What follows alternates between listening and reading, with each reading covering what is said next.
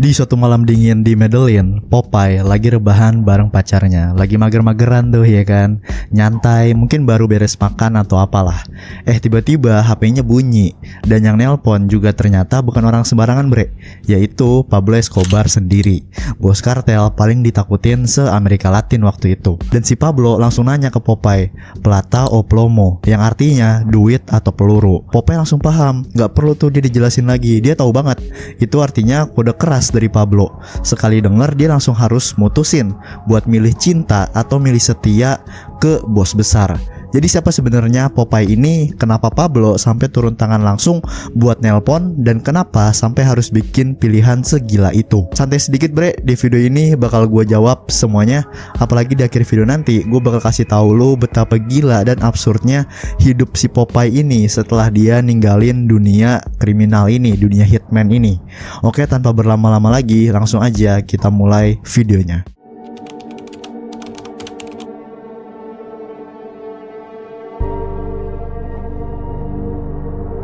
Jadi Popeye dengan nama aslinya itu John Jairo Velasquez. Itu dulunya jadi tangan kanan Pablo Escobar bre. Bukan cuma sekedar anak buah ya, dia ini orang yang literally pembunuh bayaran nomor 1 di kartel Medellin. Ibaratnya kalau Pablo itu punya daftar musuh, Popeye itu yang harus ngurus semuanya. Tapi sebelum jadi monster kayak gitu, dia tuh orang biasa, orang-orang kayak kita-kita ya kan. Lahir tanggal 15 April 1962 di kota kecil namanya Yarumal. Nggak jauh tempatnya dari Medellin, tempat markas besarnya si Pablo. Dan lucunya nih ya, masa kecilnya si Popeye itu jauh banget dari yang namanya narkoba bre. Dia tuh gak punya keluarga di kartel, gak tumbuh di lingkungan kriminal juga. Tapi ada satu hal yang udah nempel sama dia dari kecil, yaitu obsesinya sama senjata dan kekerasan. Dan itu beneran obsesi gitu, bukan sekedar suka main pistol-pistolan waktu bocah, kagak. Ini beneran obsesi gitu. Umur 12 keluarganya pindah ke Medellin. Di sana dia gabung tuh ke Angkatan Darat Kolombia. Tapi ternyata jadi tentara itu belum cukup buat ngilangin hasrat gilanya si Popeye ini buat kekerasan. Baru udah tuh beberapa bulan dia udah cabut kan, terus daftar ke Angkatan Laut dan masih cari pelampiasan juga gitu. Dan disinilah dia dapet nama Popeye.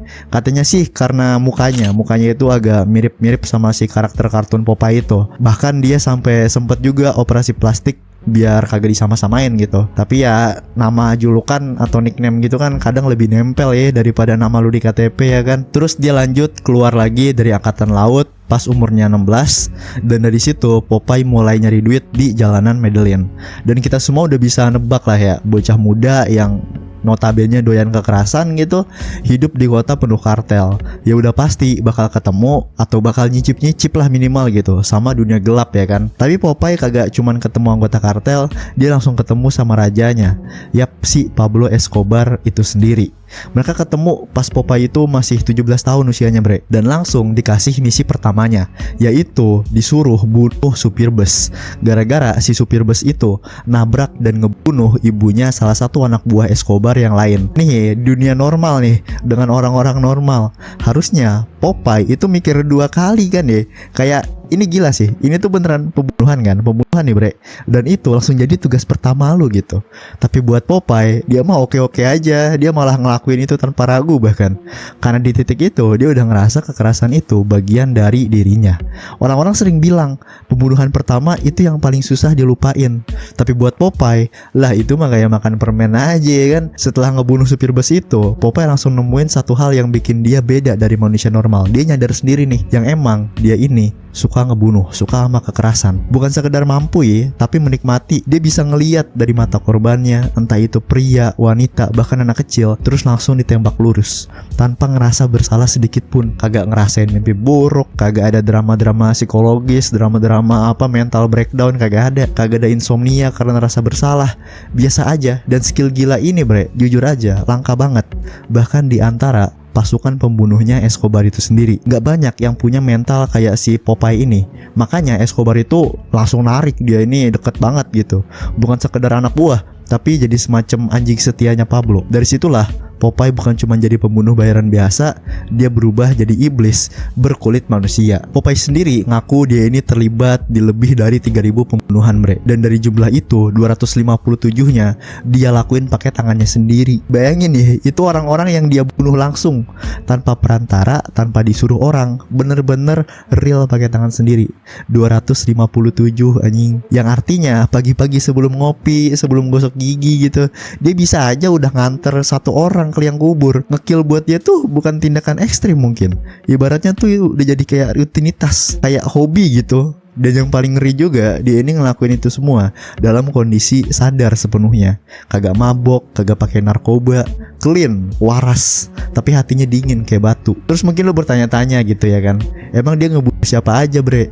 Wah, ini nih, kalau mau gue kasih tahu nih ya daftar lengkapnya, daftar lengkap korbannya, itu udah kayak daftar belanjaan bulanan lu. Kagak ada habis-habisnya anjing, panjang bet panjang. Tapi ada beberapa korban yang paling mencolok yang bisa gue ceritain, yaitu Carlos Mauro Hoyos, politisi Kolombia yang secara langsung jadi saingannya Escobar. Habis itu ada juga Luis Carlos Galán Sarmiento, yaitu calon presiden yang niat banget buat nendang kartel-kartel dari Kolombia dan ngasih jalan buat ekstradisi ke Amerika Serikat. Nah ini kan gara-gara itu udah jadi alarm bahaya buat kartel, buat Pablo dan Popeye yang turun tangan langsung buat ngebungkam orang-orang kayak gini. Lu mungkin kalau sering ngikutin cerita kartel tahu soal tragedi bom pesawat Avianca tahun 1989. Itu tuh salah satu serangan paling bengis yang pernah dipesenin sama Escobar. Dan lu bisa nebak siapa yang ngebantu buat mikirin cara ngebunuh 110 orang dalam satu penerbangan. Ya si Popeye, siapa lagi? Orang biasa mungkin mikir 1000 kali lah, jelas gitu sebelum ngasih koper yang isinya penuh bahan peledak ke orang asing dan nyuruh dia buat buka itu di ketinggian beberapa meter di udara gitu kan. Tapi Popeye biasa aja, kayak ngasih titipan belanjaan ke kurir gitu. Dan lu setelah dengar kebengisan nih orang mungkin mikir gitu kan, orang kayak gini mana mungkin bisa jatuh cinta bre. Tapi ini nih plot twistnya, karena ternyata bahkan iblis pun bisa jatuh cinta bre. Jadi di masa-masa kejayaannya bareng kartel Medellin, Popeye jatuh cinta sama cewek bernama Wendy Chavariaga Gil. Tapi bentar, Wendy ini bukan cewek biasa. Dia tuh mantan simpenannya Pablo. Dan Pablo ninggalin dia itu bukan tanpa alasan. Soalnya Wendy ini ngelanggar satu aturan emas buat semua wanita dalam hidupnya Escobar, yaitu jangan sampai hamil. Tapi Wendy bandel, dia hamil. Mungkin karena kagak minum pil KB-nya kali ya.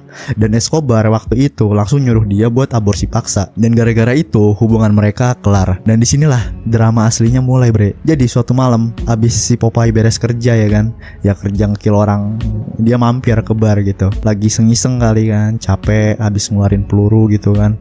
Nah di sana matanya ketemu sama mata cewek yang ternyata Wendy. Pandangan pertama, senyum, chemistry itu udah langsung nyetrum. Besok paginya Popeye udah bangun di apartemennya si Wendy. Tapi nih yang bikin Popeye beda dari kebanyakan tukang jagal Escobar lainnya, dia tuh kagak nyimpen itu buat dirinya sendiri.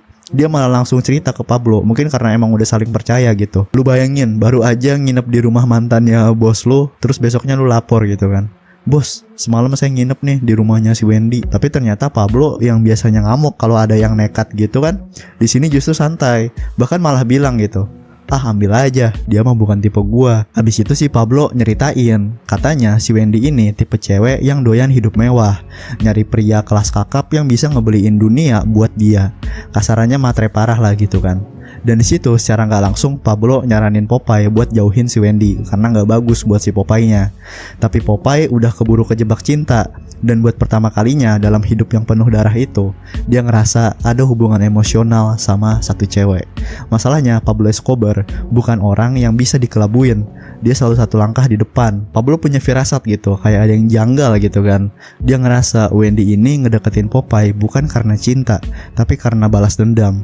Ingat kan tadi Pablo tuh pernah maksa Wendy buat aborsi anaknya yang ternyata usianya itu udah 5 bulan di kandungan. Sakit banget sih, asli.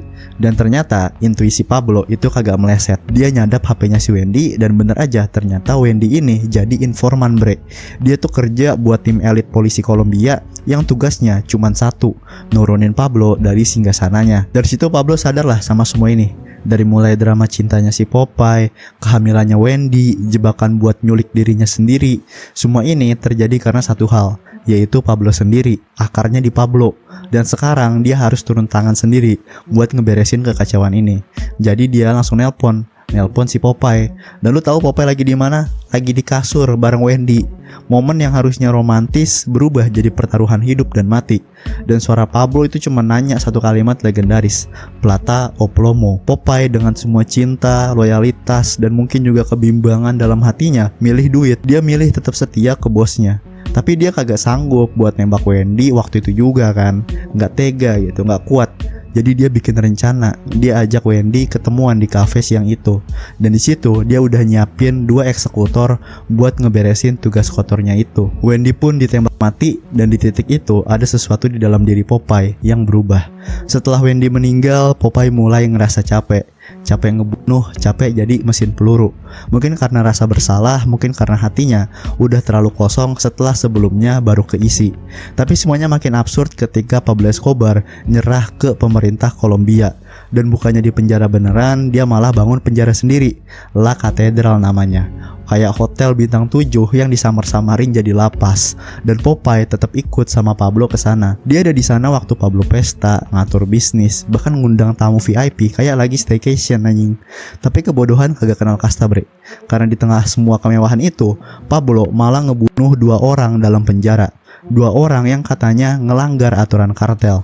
Dan karena kejadian itu, pemerintah langsung ngamuk. Pablo kabur dari penjara buatannya sendiri. Dan sejak saat itu, semua yang mereka bangun mulai runtuh satu persatu. Kartel mulai goyang, arahnya berubah, musuh makin banyak, dan Popeye sekali lagi harus milih jalan yang gak gampang. Jadi setelah semua kekacauan, pembunuhan, drama cinta, dan pelarian, Pablo akhirnya ngasih lampu hijau ke Popeye buat cabut dari kartel.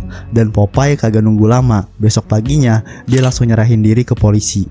Gitu aja, serius. Dia datang ke kantor polisi, ngaku, buka semua aibnya, semua dosanya, semua kejahatan yang bisa dia ingat. Dan gue jamin itu pasti lebih banyak dari catatan pengadilan rata-rata. Intinya semuanya dibuka, semuanya dibocorin gitu ya. Setelah persidangan yang panjang, Popeye dijatuhin hukuman 30 tahun penjara. Tuduhannya gak main-main sebenarnya. Terorisme, pengedaran narkoba, pemerasan, konspirasi, pembunuhan. Tapi 30 tahun doang, serius.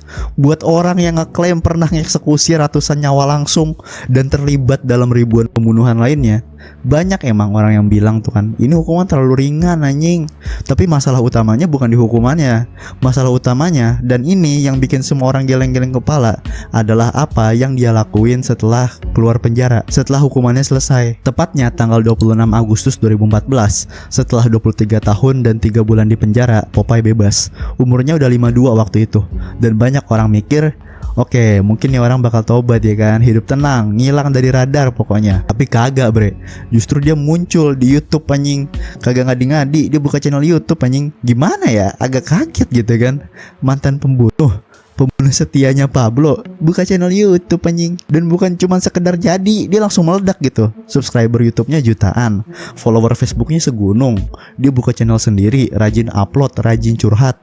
Dan bukan sekedar podcast asal-asalan gitu ya. Dia cerita secara detail banget soal setiap kejadian, pembunuhan, strategi kartel, bahkan sampai lokasi-lokasi rahasia gitu.